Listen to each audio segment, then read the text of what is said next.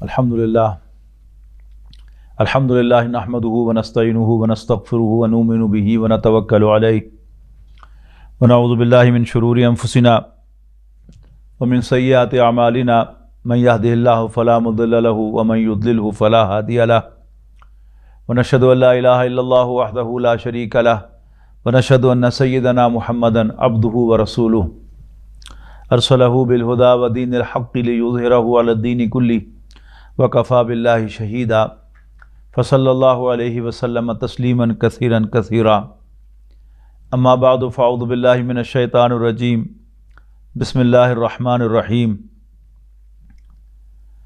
व अन्ना कुन्ना नक़ुदु मिन्हा मक़ाइद लिस्समइ फ़मन यस्तमि'il आना यजिद लहु शिहाबर रसदा व अन्ना ला नदरी अशर्रुन उरीदा बिमन फ़िल अर्दि अम अरादा बिहिम रब्बुहुम रशदा। मोहतरम बुजुर्गों, दोस्तों, अजीज़ों और भाइयों, अभी सूरत जिन की आयत नंबर 9 और 10 की तिलावत मैंने सूरह खुतबा मसनूना के बाद आपके सामने की है। सूरह जिन में पहले रुकू के अंदर जिन्नात का एक खुतबा यहाँ पर मुफस्सल बयान हुआ है कि नबी अकरम सल्लल्लाहु अलैहि वसल्लम एक सफ़र के दौरान फजर की नमाज पढ़ा रहे थे कि ऊपर से जिन्नों की एक जमात का गुज़र हुआ, तो उन्होंने कुरान मजीद सुना। यहीं से सूरत जिन का आगाज़ होता है, कुल ऊहिया इलैया अन्नमस्तमा नफ़रुम मिनल जिन्नि फ़क़ालू इन्ना समीना कुरानन अजबा। कहो कि मेरी तरफ वही की गई है कि जिन्नों की एक जमात ने इस किताब को सुना तो पुकार उठे कि इन्ना समीना कुरानन अजबा, कि हमने एक अजीब कुरान सुना है। यहदी इला रुश्द, जो हिदायत का रास्ता दिखाता है। फ़ामन्ना भी, तो हम तो उस पर ईमान ले आए हैं। वलन नुश्रिका बिरब्बिना अहदा, और अब हम भी कभी अपने रब के साथ किसी को शरीक नहीं बनाएंगे। तो वही बयान करते हैं कि हम हैरान थे, इसलिए कि पहले हम आसमानों पर जाके बैठा करते थे सर्टन मकामात पर, जहाँ हम फरिश्तों की जो इलेक्ट्रॉनिक कम्युनिकेशन उनके दरमियान हो रही होती थी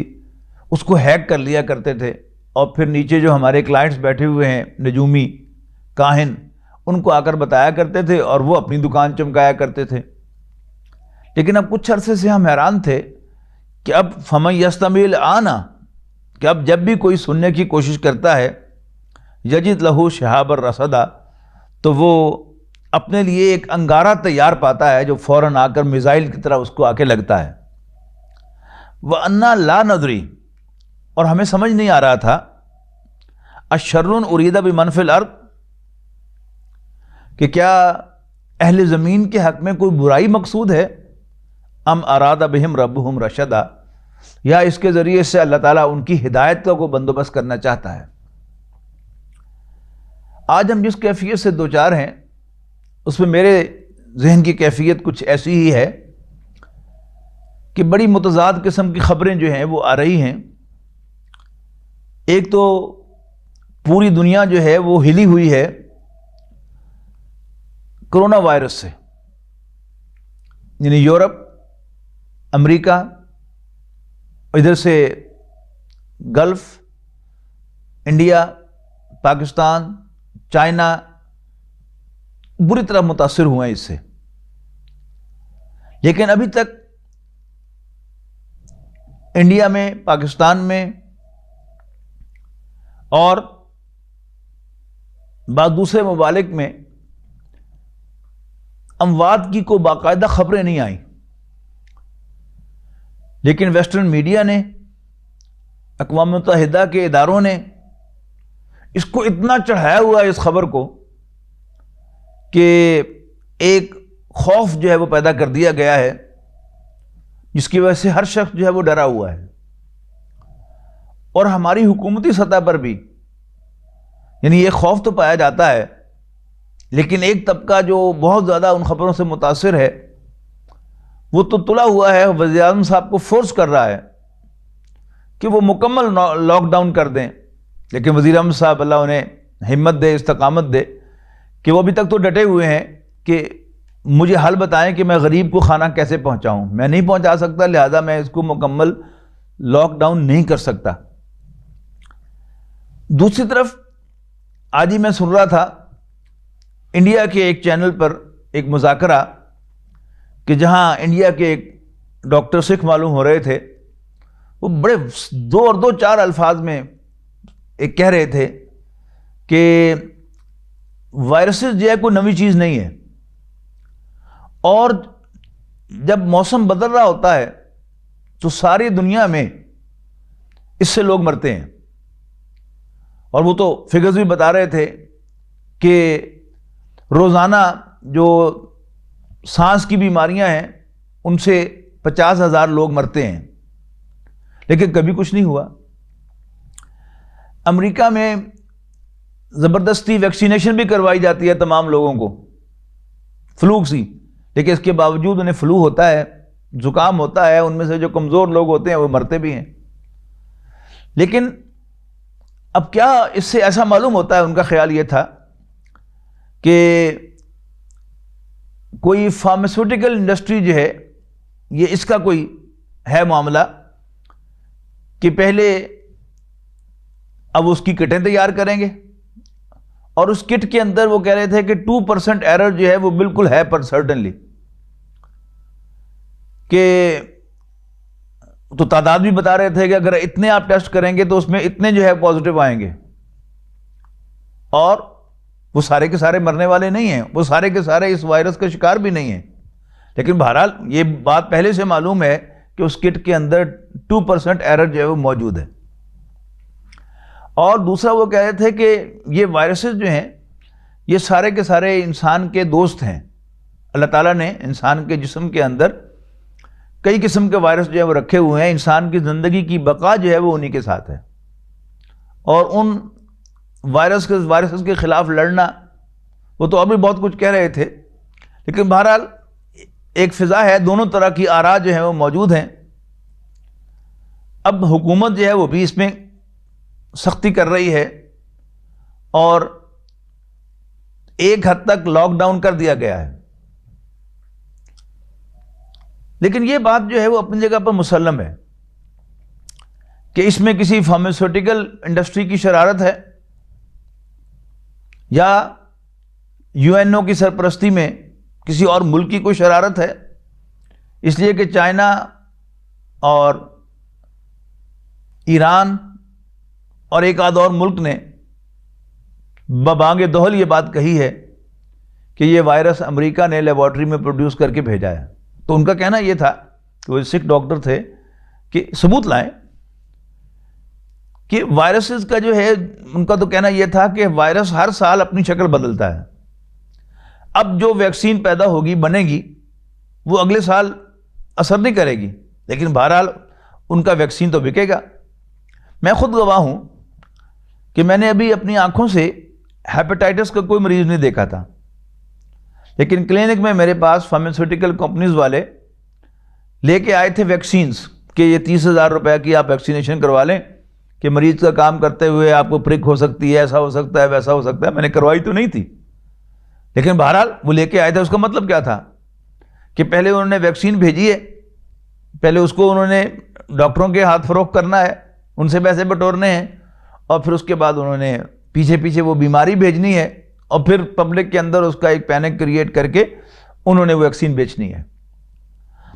اب بھی ان کا خیال یہ تھا کہ ایسا ہی ہوگا کہ پہلے جو ہے وہ کٹ بنے گی، کٹ کے بعد پھر اس کی دوائی بنے گی، دوائی کے بعد پھر اس کی ویکسینیشن بنے گی. یہ سارا کیا ہے، ایک سلسلہ ہے کہ جس میں وہ اربوں نہیں کھربوں ڈالر کمائیں گے، اور غریب ملکوں کی تو اکانومی کا بیڑا غرق ہو جائے گا. ایون چین جیسے بڑے ملک کی معیشت کو اس نے زیرو کر دیا ہے. اب چین کی کوئی کسی پروڈکٹ کو ہاتھ لگاتے ہوئے دنیا کے لوگ اب ڈر رہے ہیں، اور اس سے وہ جس نے بھی مقصد حاصل کرنا ہے اس کا مقصد حاصل ہوگا. لیکن اللہ تعالیٰ کی اپنی کچھ پلاننگ ہے. اگر یہ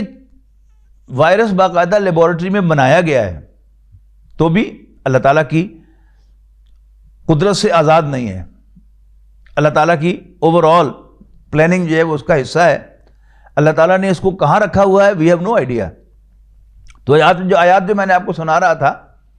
کہ سورہ جن میں جنات نے یہ کہا کہ ہم حیران تھے کہ یہ جو ہمارے اوپر پابندی لگی ہے کہ ہم اوپر جاتے ہیں تو پیچھے ایک انگارہ ہمارا پیچھا کرتا ہوا آتا ہے اور ہمیں مارتا ہے، تو اس سے زمین پر رہنے والوں کے لیے کوئی برائی اللہ تعالیٰ کی پلاننگ میں ہے یا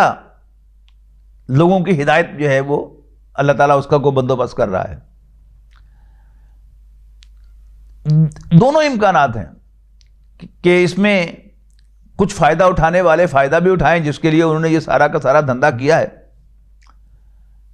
اور اس کا بھی امکان ہے اس لیے کہ اگر واقعی امریکہ کے اندر بھی یہ پھیلا ہے معاملہ اس حد تک،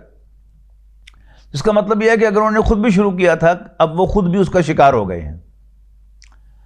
اور پھر دنیا کے اندر یہ جو اس وسیع پیمانے پر اس کا پروپیگنڈا ہوا ہے، اب لوگ بھی بہرحال سوچنے پر مجبور ہوں گے، اور اگر یہ تھرڈ ورلڈ جو ہے وہ اس سے محفوظ رہا اور خاص طور پر اللہ نے چاہا تو مسلمان ممالک اس سے محفوظ رہے تو اس میں کچھ خیر بھی برآمد ہو سکتا ہے۔ اگر وہ خبریں درست ہیں کہ چین کے صدر جو ہے وہ مسجد میں گئے ہیں دعا کروانے کے لیے، اگرچہ میں سمجھتا ہوں کہ یہ دعا اسی طرح کی ہوگی جیسے فرعون اور آل فرعون موسیٰ علیہ السلام کے پاس جاتے تھے کہ موسیٰ تیرے رب کا تیرے ساتھ وعدہ ہے نا، ذرا رب سے ہمارا یہ عذاب جو ہے یہ ٹلوا دو تو پھر ہم بنی اسرائیل کو تمہارے ساتھ بھیج جائیں گے۔ تو وہ جو پے بپے عذاب تھے، چچڑیوں کا عذاب، مینڈکوں کا عذاب، خون کا عذاب، مینڈکوں کا، یعنی طرح طرح کے جو عذاب تھے وہ سارے ایک پے بپے آ رہے تھے۔ ہر عذاب کو وہ دور کرانے کے لیے موسیٰ علیہ السلام کے پاس آتے تھے، اور جب وہ عذاب ٹل جاتا تھا پھر جاتے تھے۔ تو صدر کی یہ بات تو ویسی مجھے معلوم ہوتی ہے، لیکن ایک ڈاکٹر کا ایک مسجد میں جانا، اگر واقعی وہ جو سوشل میڈیا پر پوسٹ آئی ہے وہ درست ہے کہ ایک ڈاکٹر نے چین کی ایک مسجد میں جا کر وہاں عجیب ایک سوال کیا ہے کہ میں تمہارے نبی سے ملنا چاہتا ہوں۔ اب ظاہر ہے سوشل میڈیا پر چیزیں شیئر ہو رہی ہیں اور نبی اکرم صلی اللہ علیہ وسلم کی بتائی ہوئی باتیں جو ہیں وہ لوگوں کے سامنے آ رہی ہیں، اور ان کا دل گواہی دینے لگتا ہے کہ وہ واقعی کوئی سچا نبی ہے۔ تو کیا جب اللہ تعالیٰ جو ہے وہ راہ ہموار کر دے، اس لیے کہ یہ سارے جو حالات ہیں یہ بتا رہے ہیں سوشل میڈیا پر، مجھے اب دہرانے کی ضرورت نہیں ہے کہ نبی اکرم صلی اللہ علیہ وسلم کی جو پیشین گوئیاں ہیں، حضرت مہدی کے ظہور کے وقت کی، حضرت عیسیٰ علیہ السلام کی تشریف آوری کی، حج کا موقوف ہونا، اور اسی طرح جو مختلف ایونٹس ہیں وہ ایک ایک کر کے ظاہر ہو رہے ہیں، اور یہ چیزیں سوشل میڈیا پر شیئر ہو رہی ہیں۔ تو کیا جب اللہ تعالیٰ اس کے کوئی خیری پیدا کرنا چاہتا ہے، اور ہمیں اس کی دعا کرنی چاہیے کہ اللہ کرے کہ ایسا ہو، لیکن کوئی بھی جو ایونٹ ہے وہ ہر دو آدمیوں کے لیے ایک جیسا نہیں ہوتا۔ اللہ تعالیٰ نے جیسے ہماری ہڈیاں، ہماری انگلیاں، ہمارے پورے ربڑ اسٹیمپ سے نہیں بنائے، ہم میں سے ہر شخص جو ہے اس کو اللہ تعالیٰ نے انڈیویجول یہ تھم پرنٹ دیا ہے۔ آپ اگر غور سے دیکھیں آپ کے دائیں ہاتھ کے انگوٹھے کا جو نقشہ ہے وہ بائیں ہاتھ کے انگوٹھے سے نہیں ملتا، اور کوئی دو افراد دنیا میں ایسے نہیں ہیں جن کا وہ فنگر پرنٹ ایگزیکٹلی آئیڈینٹیکل ہو، ایک جیسا ہو۔ اسی طرح دو آدمیوں پر ایک ہی چیز کا اثر ایک جیسا نہیں ہوتا، یعنی ایک تو بڑی تقسیم ہے کہ کوئی پازیٹیو اثر ہے، کوئی نیگیٹو اثر ہے، پھر پازیٹیو بھی ایک جیسا نہیں ہے، کسی پر کم ہے، کسی پر زیادہ ہے، کسی پر ایک اینگل سے ہے، کسی پر دوسرے اینگل سے ہے۔ اسی طرح نیگیٹو جو ہے وہ بھی سب ایک جیسا نہیں ہے، کسی پر ایک اینگل سے ہے، کسی دوسرے اینگل سے ہے، یہ سب کچھ جو ہے وہ ہوتا ہے۔ جو بھی آفات آتی ہیں دنیا میں یہ کافروں کے لیے کچھ اور معنی رکھتی ہیں، مسلمانوں کے لیے کچھ اور معنی رکھتی ہیں، پھر مسلمانوں کے لیے بھی تمام مسلمانوں کے لیے برابر نہیں ہے، کچھ مسلمانوں کے لیے یہ چیز جو ہے وہ جھنجھوڑنے کا باعث بنتی ہے، اور کچھ جو کچے پکے مسلمان ہوتے ہیں انہیں یعنی ارتداد کی طرف، اللہ تعالیٰ کی اور دین کا انکار کرنے کی طرف بھی لے کے جاتی ہے کہ وہ مرتد ہو جائیں، اور جو سچے ایمان والے ہیں ان کے ایمان میں اس میں اضافہ ہوتا ہے، اور کچھ جو دوسرے ذرا ہوتے تو صاحب ایمان ہیں، منافق تو نہیں ہوتے لیکن ایمان بڑا کمزور ہوتا ہے، تو اللہ تعالیٰ ان کے ایمان میں کو تقویت بھی دیتا ہے اس سے، اور بعض اوقات کچھ اور شکوک و شبہات بھی ان کے دلوں میں پیدا ہوتے ہیں۔ میں یہ سمجھتا ہوں کہ ہمارے کرنے کے جو کام ہیں، ایک تو یہ کہ بہرحال کوئی چیز بھی یقین کے ساتھ تو نہیں کہی جا سکتی، لیکن احتیاطی تدابیر خود نبی اکرم صلی اللہ علیہ وسلم سے ثابت ہیں، جیسے ہمارے بہت سے علماء نے بھی یعنی ان کو اون کیا ہے کہ اس میں اگر یہ چیزوں کی کمی کر دی جائے تو کوئی حرج نہیں ہے۔ میں سمجھتا ہوں کہ ہمیں اس میں جو بھی احتیاطی تدابیر بتائی جا رہی ہیں ہمیں ان کو اختیار کرنا چاہیے، اور جن چیزوں سے پرہیز کا کہا جا رہا ہے ان سے پرہیز کر لیا جائے تو کوئی حرج نہیں ہے۔ لیکن ایک بات ضرور ذہن میں رہنی چاہیے کہ اللہ تعالیٰ نے جو تکلیف میرے لیے لکھی ہوئی ہے، میں جو مرضی تدبیر کر لوں وہ تکلیف مجھے آ کر رہے گی۔ اور حضرت ابوبکر رضی اللہ تعالیٰ عنہ کا وہ فرمان مجھے 2 روز پہلے یاد آیا، تو میں نے فرض نماز کے ساتھ اپنے نمازیوں سے شعر بھی کیا کہ حضرت ابوبکر نے فرمایا کہ میں اللہ سے اتنا ڈرتا ہوں کہ میں سوچتا ہوں کہ اگر قیامت کے دن یہ اعلان کر دیا جائے کہ سب لوگ بخشے جا رہے ہیں سوائے ایک کے، تو مجھے ڈر ہے کہ وہ کہیں میں ہی نہ ہوں۔ لیکن اس کے ساتھ ساتھ مجھے اللہ تعالیٰ کی رحمت سے اتنی امید ہے کہ میں یہ سوچتا ہوں کہ اگر قیامت کے دن یہ اعلان ہو جائے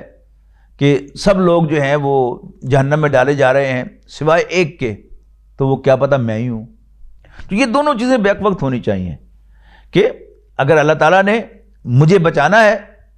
تو مجھے دنیا کی کوئی طاقت کوئی نقصان نہیں پہنچا سکتی، اور اگر اللہ تعالیٰ نے مجھے کسی مصیبت میں مبتلا کرنا ہے تو ساری تدابیر جو ہیں وہ بھی کسی کام نہیں آ سکتی۔ لیکن چونکہ نبی اکرم صلی اللہ علیہ وسلم کی یہ سنت ہے کہ آپ نے جو متعدی بیماریاں ہیں ان کے سلسلے میں احتیاطیں برتی ہیں، اس کی تلقین کی ہے، تو ہمیں بھی انہیں احتیاطوں تو کرنا چاہیے اس یقین کے ساتھ کہ اگر اللہ چاہے گا تو میں بیمار ہو کے رہوں گا، اور اگر اللہ نہیں چاہے گا تو مجھے کوئی بیماری نہیں آ سکتی، مجھ پر کوئی حملہ نہیں ہو سکتا، اللہ تعالیٰ میری حفاظت فرمائے گا۔ اچھا، دوسری بات یہ ہے کہ جیسا کہ پچھلی دفعہ میں نے عرض کیا تھا کہ یہ جو مصائب ہوتے ہیں، ٹرمائلز ہوتے ہیں، یہ اللہ تعالیٰ کی طرف سے انسانوں کو اللہ تعالیٰ کی طرف راغب کرنے کے لیے آتے ہیں۔ مکے کے کافر بھی جب کہیں سمندر میں یا دریا میں کشتی میں سفر کر رہے ہوں، بادبانی جہاز میں سفر کر رہے ہوں، اور وہاں کوئی سمندری طوفان آ جائے تو ملاح یہ اعلان کیا کرتے تھے کہ ایسے مواقع پر صرف اللہ کو پکارا جاتا ہے، اللہ کو پکارو، اس سے دعائیں مانگو۔ اور اکثر و بیشتر کیا کرتے تھے وہ کہ جب وہ بھنور سے نکل آتے تھے زمین پر اترتے تھے پھر شرک کرنا شروع کر دیتے تھے۔ ابو جہل نبی اکرم صلی اللہ علیہ وسلم کا سب سے بڑا دشمن، اس کا بیٹا اکرمہ بن ابو جہل، وہ بھی ظاہر ہے باپ ہی کی طرح تھا۔ فتح مکہ کے بعد جب 9 ہجری میں یہ اعلان ہوا کہ اب عرب کی سرزمین اسلام کے لیے خاص ہے اور مشرک یہاں پر نہیں رہ سکتے، مشرکوں کے پاس 3 آپشنز ہیں، یا تو اسلام لے آئیں، یا یہ سرزمین چھوڑ دیں، یا لڑنے کے لیے تیار ہو جائیں۔ تو اکرمہ نے بھی فیصلہ کیا کہ میں ایسے اسلام تو نہیں لاؤں گا انڈر پریشر، تو اس نے فیصلہ کیا کہ میں یہاں سے موو کر جاؤں گا۔ تو جیسے سن 5 ہجری میں مسلمانوں نے حبشہ کی طرف ہجرت کی تھی، تو اس نے بھی فیصلہ کیا کہ میں یہاں سے ہجرت کر جاؤں۔ کشتی میں سوار ہوا، کشتی بھنور میں آئی، تو ملاح نے یہی اعلان کیا کہ ایسے موقع پر صرف ایک خدا کو پکارا جاتا ہے، اس خدا کو پکارو، اللہ رب العالمین کو، تو وہ تمہیں اس طوفان سے نجات دے گا۔ اکرمہ نے سوچا کہ یہی تو محمد کہتے ہیں صلی اللہ علیہ وسلم، تو ہم ان سے کس لیے لڑ رہے ہیں؟ تو وہ واپس آئے اور کلمہ پڑھا کہ میں گواہی دیتا ہوں کہ اللہ کے سوا کوئی عبادت کے لائق نہیں ہے، اور یہ کہ حضرت محمد مصطفیٰ صلی اللہ علیہ وسلم اللہ کے رسول ہیں، تو دائرہ اسلام میں شامل ہو گیا۔ رہ گئی بات یہ کہ اللہ تعالیٰ ان طوفانوں کو ذریعہ بناتا ہے ہدایت کا کافروں کے لیے بھی، اور یہ ذریعہ بناتا ہے مسلمانوں کے لیے بھی۔ مسلمان جو پہلے سے اللہ کو بھی مانتا ہے، اللہ کے رسول کو بھی مانتا ہے، آخرت کو بھی مانتا ہے، لیکن اپنی کمزوریوں کی وجہ سے وہ اللہ تعالیٰ کی نافرمانیاں بھی کرتا ہے۔ تو اب یہ طوفان، یہ ٹرمائلز، یہ بیماریاں، یہ زلزلے، یہ سیلاب، یہ بہرحال ہمارے اندر تاریخ گواہ ہے کہ ایک رجوع پیدا کرتے ہیں. اب وہ رجوع کیا ہے کہ ہم اللہ تعالیٰ کی طرف متوجہ ہوں اور اللہ تعالیٰ سے اپنے گناہوں کی معافی مانگیں. لیکن سوال یہ ہے کہ وہ معافی مانگنے کے لیے، دعا کے لیے ہم کس کے پاس جائیں؟ شیطان جو ہے وہ ہمارا کھلا دشمن ہے. اس نے کسی قدم پر بھی ہمیں چھوڑنا نہیں ہے. مبادہ ہم اللہ تعالیٰ کی طرف رجوع کر لیں، مبادہ ہم اللہ تعالیٰ کی بندگی میں آ جائیں، وہ پیچھا کرے گا آخری سانس تک ہمارا. بلکہ وہ جو ایک بزرگ کی بات آتی ہے کہ میرے آدھا جسم میں سے جان نکل چکی ہو اور میرا آدھا جسم ابھی انٹیکٹ ہو اور میرا شعور برقرار ہو، تب بھی خطرہ ہے کہ شیطان مجھ پہ حملہ کرے گا. بات بالکل درست ہے.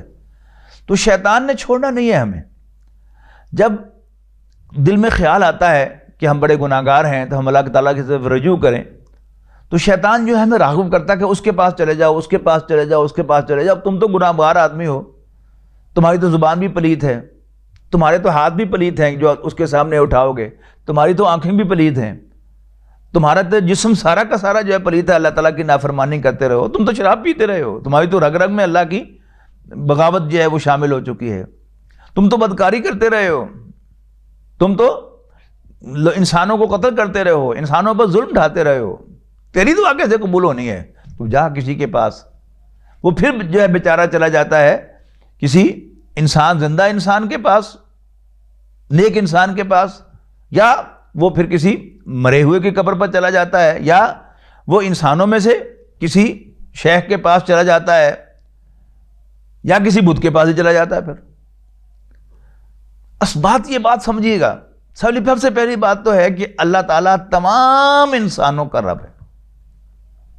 اور جب میں کہتا ہوں تمام انسان، تو ان میں کافر بھی ہیں، مسلمان بھی ہیں، ان میں مشرک بھی ہیں، موحد بھی ہیں، اور مسلمانوں میں سے انتہائی نیک بھی ہیں، اور میڈیوکرز بھی ہیں، اور گناہ گار بھی ہیں. لیکن ہم جو کچھ بھی ہوں، ہم اللہ کے بندے ہیں. ہمیں اس پہ کوئی شک نہیں ہونا چاہیے. اور اللہ تعالیٰ جو ہے وہ ہر جگہ موجود ہے. اللہ تعالیٰ سب کی سنتا ہے. اللہ تعالیٰ مولویوں کا خاص نہیں ہے، اللہ تعالیٰ پیروں کا خاص نہیں ہے، اللہ تعالیٰ نیکوں کا خاص نہیں ہے، اللہ تعالیٰ سب کا خاص ہے. کوئی بھی پکارے کہ وہ جو سورۃ بقرہ میں روزے کی آیات میں جو بات آئی ہے کہ وَإِذَا سَأَلَكَ عِبَادِي عَنِّي فَإِنِّي قَرِيبٌ، کیا پیغمبر جب آپ سے لوگ میرے بارے میں پوچھیں، میرے بندے، تو آپ انہیں بتائیے کہ میں ان کے قریب ہوں. وہ پکار کے تو دیکھیں مجھے. ایک خاتون بوڑھی حج یا عمرے کے لیے گئی ہوئی تھی، چھڑی اس کے ہاتھ میں تھی، تو خانہ کعبہ پہنچی تو اس نے خانہ کعبہ کے دروازے کا اپنی چھڑی سے اس کو ٹھک ٹھک کھٹکھٹایا اور کہا ربا بشیرہ آئیوں بوا کھول. باقی عورتیں ہنسنے لگی کہ ہے پاگل. اسے تھوڑی دیر کا پھر ٹک ٹک ٹک ٹک ربا بشیرہ آئیوں بوا کھول، پھر ٹک ٹک ٹک ٹک بشیرہ آئیوں بوا کھول. اتنے میں کیا دیکھا، ہٹو بچو ہوئی، کوئی بڑی شخصیت آ گئی، اس کے لیے خانہ کعبہ کا دروازہ کھلا، سیڑھی لگی، دروازہ کھلا، اور اس ساری سیکیورٹی کے انتظامات کے باوجود بشیرہ اللہ کے گھر میں داخل ہو گئی. تو پکار کے تو دیکھیں. بلکہ اللہ تعالیٰ سے پکارتے ہوئے اپنے گناہوں کے ریفرنس سے اسے پکاریں، پکار کے دیکھیں. اسے کہیں کہ اللہ تو جانتا ہے میں گناہ گار ہوں، پر بندہ تو تیرا ہی ہوں نا. تو جانتا ہے کہ میں بدکار ہوں، پر بندہ تو تیرا ہی ہوں نا. اللہ تو جانتا ہے کہ میں شرابی ہوں، لیکن بندہ تو تیرا ہی ہوں نا. اللہ تو جانتا ہے کہ میں انسانوں پر بڑا ظلم کرتا ہوں، پر بندہ تو تیرا ہی ہوں نا. یعنی اللہ تعالیٰ کو اپنا کہہ کر تو میرا رب ہے. میاں محمد رحمۃ اللہ علیہ کا وہ شعر یاد آ رہا ہے کہ ربا میں بھی کہاں تیرا تو وہ بھی کبھی تیرا. ربا تیرا کی جانتا ہے کہ تو بھی کہہ دو میرا. یعنی ہم اللہ تعالیٰ کو پکاریں کہ یا اللہ میں تیرا بندہ ہوں، میں تیرا بندہ ہوں، میں تیرا بندہ ہوں، اور اس ریفرنس سے مانگیں۔ میں نہیں سمجھتا کہ اللہ تعالیٰ ہم گناہ گاروں کی نہیں سنے گا۔ اور یہ بات بھی میں رکھیے گا، ہم لوگ کے جو دین میں کسی منصب پر اللہ تعالیٰ ہمیں فائز کرتا ہے وہ بھی اللہ تعالیٰ کی مہربانی ہوتی ہے، ہم کسی جوگے نہیں ہوتے، بہروپی ہی ہیں ہم سارے۔ لیکن دور سے جو بیٹھے ہوئے لوگ ہوتے ہیں وہ ہمیں سمجھتے ہیں کہ شاید پتہ نہیں ہم کتنے نیک ہیں، ہم شاید بہت پہنچے ہوئے ہیں۔ یہ باتیں ذہن سے نکالتے ہیں۔ ہم میں سے ہر شخص اللہ تعالیٰ کے اتنا ہی قریب ہے جتنا اس کا کوئی فرشتہ قریب ہے، اور جتنا اس کا کوئی بڑا ہی چنا ہوا بندہ اس کے قریب ہے۔ اللہ تعالیٰ ہر جگہ موجود ہے، اللہ تعالیٰ سب کی سنتا ہے، گناہ گاروں کو بھی سنتا ہے، نیکوں کو بھی سنتا ہے۔ تو سچی بات تو یہ میں عرض کر رہا تھا کہ ہم سبھی گناہ گار ہیں، تو اپنے گناہوں کے ریفرنس سے اللہ تعالیٰ کو پکاریں کہ یا اللہ میں جانتا ہوں، تو جانتا ہے کہ میں وہ ہوں، تو جانتا ہے کہ میں ایسا ہوں، تو جانتا ہے کہ میں ایسا ہوں، لیکن اس میں کوئی شک ہے کہ میں تیرا ہی بندہ ہوں، میں تیری جناب میں توبہ کرتا ہوں، میں تجھ سے معافی مانگتا ہوں۔ اور یہ دعا جو ہے اصل میں تنہائی میں کرنے کی چیز ہے۔ علامہ اقبال نے اس کو ڈیفائن کیا ہے flight of an alone to the alone, بالکل 1 to 1 معاملہ ہے۔ پبلک کے اندر دعا اگرچہ وہ بھی نبی اکرم صلی اللہ علیہ وسلم سے خاص مواقع پر ثابت ہے، جیسے نماز استسقاء ہے کہ ایک اجتماعی مسئلہ ہے، اس پر آپ نے جا کر دعا کی ہے، ورنہ قرآن مجید میں دعا کوئی خفیہ شے کہا گیا ہے، تضرعا ادعوا ربکم تضرعا و خفیۃ، اپنے رب کو پکارو، اپنے رب سے دعا کرو گڑ گڑاتے ہوئے اور چپکے چپکے۔ یہ ایک بڑا پرائیویٹ سا معاملہ ہے۔ پبلک میں جب انسان دعا کرتا ہے اور وہاں روتا ہے تو اس میں تھوڑا سا ایک دکھاوا بھی آ جاتا ہے۔ ایسا بھی دیکھنے میں آتا ہے کہ کچھ لوگ جو ہیں وہ بڑی رقت آمیز دعا کرتے ہیں پہلے عربی میں، ان پر کوئی رونا نہیں آتا، حالانکہ ان کو تو عربی آتی ہوتی ہے، اور پھر وہی دعا جو ہے وہ اردو میں کرتے ہیں تو پھر ان پر رقت طاری ہوتی ہے۔ سوال بڑا پیدا ہوتا ہے کہ وہ لوگوں کے سامنے رو رہے ہیں یا اپنے رب کے سامنے رو رہے ہیں؟ اپنے رب کے سامنے ہمیں رونا چاہیے، اپنے رب کے سامنے گڑ گڑانا چاہیے، تنہائی میں گڑ گڑانا چاہیے، اپنی خامیاں اپنی کمزوریوں کا ریفرنس دے کر۔ اس میں زیادہ انسان کو اللہ تعالیٰ کے سامنے رقت پیدا ہوگی کہ جب وہ پرائیویٹ معاملہ ہوگا، میرے اندر کوئی خامی آپ کو معلوم نہیں، آپ کے اندر کوئی برائی مجھے معلوم نہیں، لیکن میرا رب مجھے بھی جانتا ہے، آپ کو بھی جانتا ہے، ہم میں کیا کیا خرابیاں ہیں، کیا کیا کوتاہیاں ہیں، کیا کیا خامیاں ہیں، کیا کیا بڑے بڑے کبائر ہیں جو ہم سے سرزد ہو رہے ہیں۔ ان سب کا ریفرنس دے کر ہمیں بلانا چاہیے کہ یا اللہ مجھ سے فلاں غلطی ہوئی، یا اللہ مجھ سے ہاتھ کا فلاں گناہ ہوا، یا اللہ میری آنکھوں سے فلاں گناہ جو ہے وہ ہوتا ہے۔ ان سب کا حوالہ دے کر اللہ تعالیٰ کو پکاریں گے اور اپنے گناہوں کی معافی مانگیں گے۔ اور پھر جو مسلمان ہیں بھائی ہمارے، ان کے لیے ہمیں مغفرت کی دعا کرنی چاہیے، اور جو غیر مسلم ہیں بہرحال وہ بھی ہمارے بھائی ہیں، وہ بھی اللہ کے بندے ہیں، فیلو ہیومن بینگز ہیں، ان کے لیے ہمیں ہدایت کی دعا کرنی چاہیے۔ ایک موقع ہے جیسا کہ میں نے عرض کیا کہ ام اراد بہم ربہم رشدا، کیا بتا اللہ تعالیٰ نے ان کی کوئی ہدایت کا بندوبست کرنا ہو تو ہمیں اس کے لیے بھی دعا کرنی چاہیے کہ اللہ جو غیر مسلم ہیں، تیرے پیغمبر صلی اللہ علیہ وسلم کو ماننے کے لیے تیار نہیں ہیں، یہ موقع ہے کہ ان کو رجوع ہو جائے، ان کو توجہ ہو جائے کہ اچھا محمد نے صلی اللہ علیہ وسلم یہ باتیں آج سے 1450 سال پہلے کہی ہوئی ہیں، اچھا اس کا مطلب ہے کہ واقعی وہ اللہ کے رسول ہیں۔ پھر وہ غور کریں گے، تحقیق کریں گے۔ یعنی وہ جو میڈیا نے اور شیطان نے جو ایک دیوار کھڑی کر رکھی ہے نوع انسانی اور نبی اکرم صلی اللہ علیہ وسلم کے درمیان، اس دیوار میں چھید ہوں گے انشاءاللہ، اس میں دراڑیں پڑیں گی انشاءاللہ، اس میں سوراخ ہوں گے انشاءاللہ، اور نوع انسانی انشاءاللہ اللہ کے پیغمبر صلی اللہ علیہ وسلم کو دیکھے گی اپنی آنکھوں سے، پہچانے گی کہ یہی اللہ کے رسول ہیں اور یہی آخری رسول ہیں، اور اسلام ہی آخری ہدایت اور آخری رہنمائی ہے۔ اللہ تعالیٰ سے کچھ بعید نہیں ہے۔ اللہ تعالیٰ سے دعا ہے کہ اللہ تعالیٰ ہمارے گناہوں سے صرف نظر کرتے ہوئے انہیں معاف کر دے، اور ہمیں سچے دل سے توبہ کی توفیق دے۔ ہمیں ہمارے گناہوں کو، ہماری برائیوں کو ہم سے دور کر دے، اور ہمارے گناہوں پر پردے ڈال کر ہمیں معاف کر کے ہمارے لیے جنت کا فیصلہ فرما دے۔ ذرا جیسا کہ اعلان کیا گیا تھا کہ یہ خطاب جو ہے یہ جمعہ کا ہو گیا، آپ نے گھر میں بیٹھ کے سن لیا، تو اب جو لوگ قرآن اکیڈمی کے قریب رہنے والے ہیں ان کے لیے اعلان ہے کہ انشاءاللہ 1:50 پر دوسری اذان ہوگی۔ آپ اس سے پہلے مسجد میں تشریف لے آئیں، اور مختصر خطبہ ہوگا عربی کا، اور پھر انشاءاللہ مختصر نماز ہم پڑھیں گے۔ یہ بات ذہن میں رکھتے ہوئے کہ اگر اللہ کی طرف سے کچھ ہمارے خلاف لکھا ہوا ہے، کوئی تکلیف لکھی ہے، وہ آ کر رہے گی، یہ تدابیر ہمیں بچا نہیں سکیں گی، لیکن نبی اکرم صلی اللہ علیہ وسلم کی سنت پر عمل کرتے ہوئے ہم یہ تدابیر جو ہیں ان کو اختیار کر رہے ہیں، اور اللہ تعالیٰ ہی ہمیں بچائے گا۔ اب بھی اللہ ہی بچائے گا، اب تک بھی اسی نے بچایا ہے، آئندہ بھی وہی بچائے گا۔ آخر دعوانا الحمدللہ رب العالمین۔ بہت شکریہ۔